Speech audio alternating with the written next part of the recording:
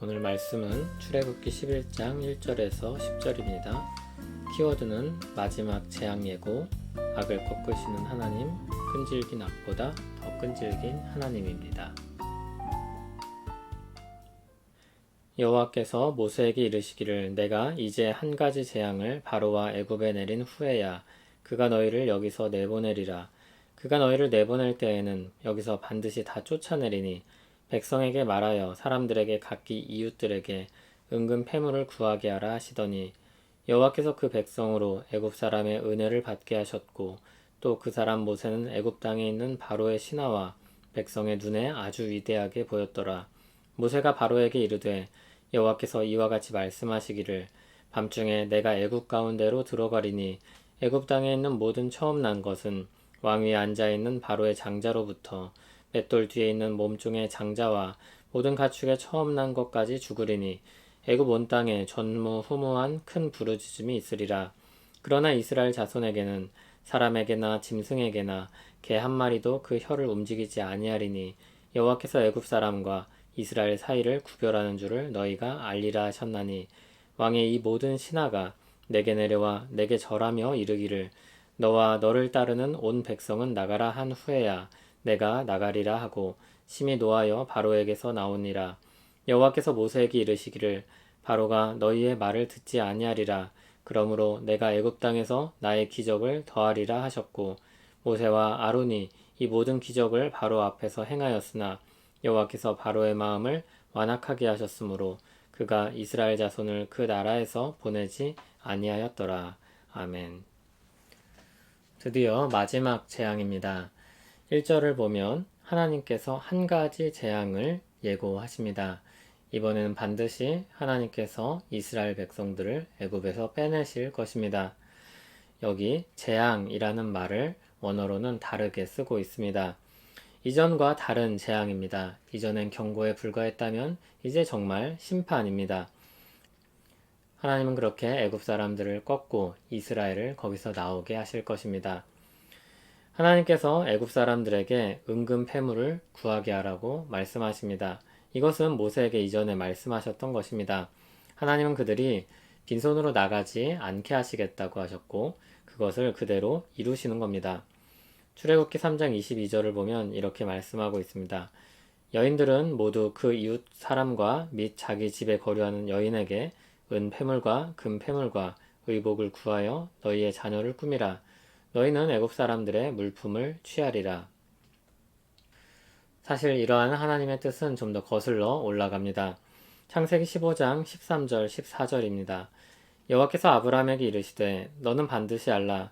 내 자손이 이방에서 객이 되어 그들을 섬기겠고 그들은 400년 동안 내 자손을 괴롭히리니 그들이 섬기는 나라를 내가 징벌할지며 그 후에 내 자손이 큰 재물을 이끌고 나오리라.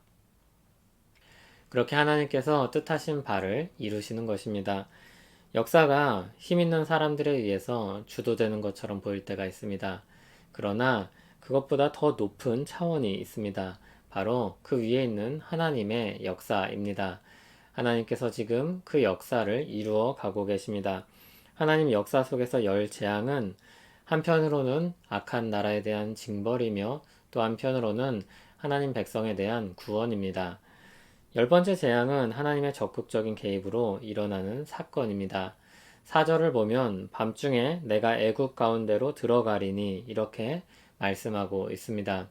사실 영이신 하나님께서 어떤 특정한 장소에 들어간다 하는 말 자체가 모순입니다.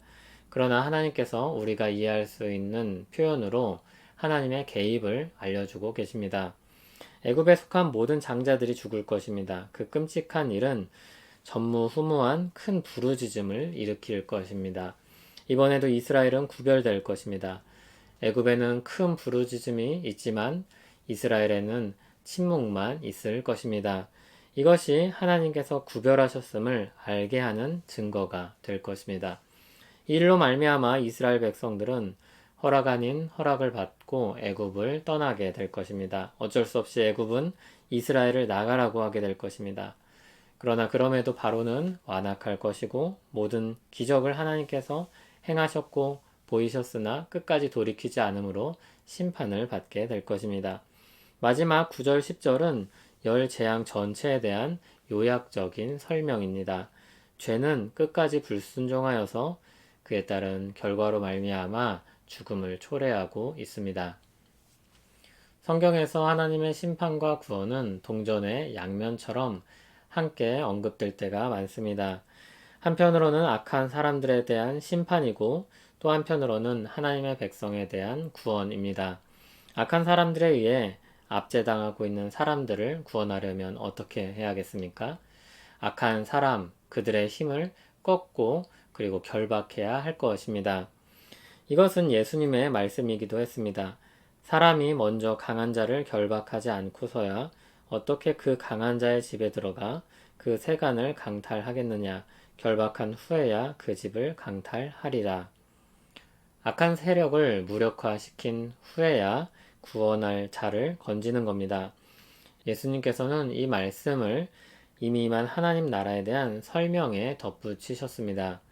그러나 내가 하나님의 성령을 힘입어 귀신을 쫓아내는 것이면 하나님의 나라가 이미 너희에게 임하였느니라.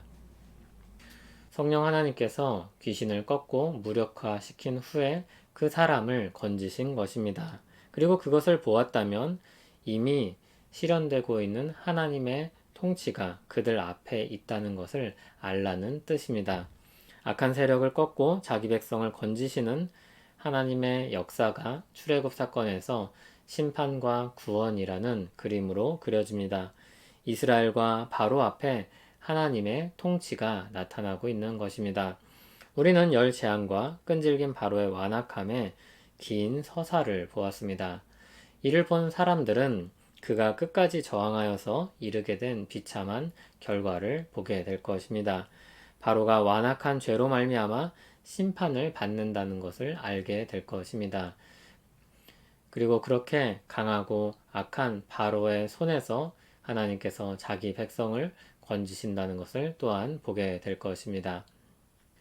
성령 하나님을 통해서 이미 임한 하나님 나라가 우리 안에 어떻게 나타납니까? 성령 하나님께서 우리를 거듭나게 하셔서 하나님의 통치를 받아 살게 하시는데 그 증거가 어떤 식으로 드러납니까? 우리 마음에 이전에 없던 죄에 대한 찔림이 생깁니다. 그리고 이전에 없던 거룩함에 대한 열망이 생깁니다. 죄를 지으면 괴롭고 부끄럽습니다. 그리고 선을 향한 갈망과 바람이 생깁니다. 이것이 우리 안에 이미 시작된 하나님 나라, 그분의 통치가 실현되고 있다는 것을 보여주는 증거입니다. 우리에게 하나님의 구원이 시작되었음을 알게 하시는 증거입니다. 그렇게 하나님의 통치가 실현되고 있다면 우리는 그분께 속하여서 보호와 인도를 받는 대상이라는 뜻입니다. 하나님께서 우리를 붙드시고 끝까지 이끌어 주실 사랑받는 주님의 자녀라는 뜻입니다. 바로의 완악함은 죄가 얼마나 강하고 끈질긴지를 보여줍니다.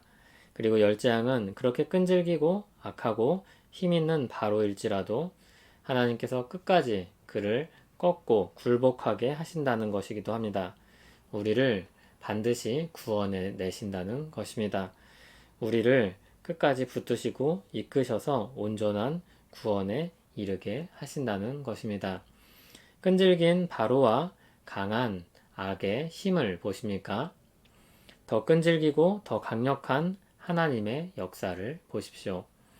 열재앙을 일으켜서라도 끄집어내시는 하나님, 그리스도를 십자가에 못 박아서라도 구원해내시는 하나님, 그 하나님이 바로 우리의 하나님입니다. 하나님 아버지, 그 어떤 악보다 강하고 그 어떤 역사보다 위에 계신 하나님을 우리가 열재앙의 역사를 통해서 봅니다. 우리를 구원하신 하나님의 능력이 그렇게 강력하며 끈질기고 그리고 반드시 성취하리라는 것도 우리가 보게 됩니다. 주님, 우리가 주님께 속하여서 주님의 보살핌을 받고 주님의 인도하심을 받아 끝까지 가게 되는 줄 믿습니다. 주님, 오늘 하루가 고되고 힘들어도 주님 안에서 힘을 얻어 다시 일어나게 하여 주시옵소서. 그 안에서 평안과 기쁨을 누리며 살게 하여 주시옵소서.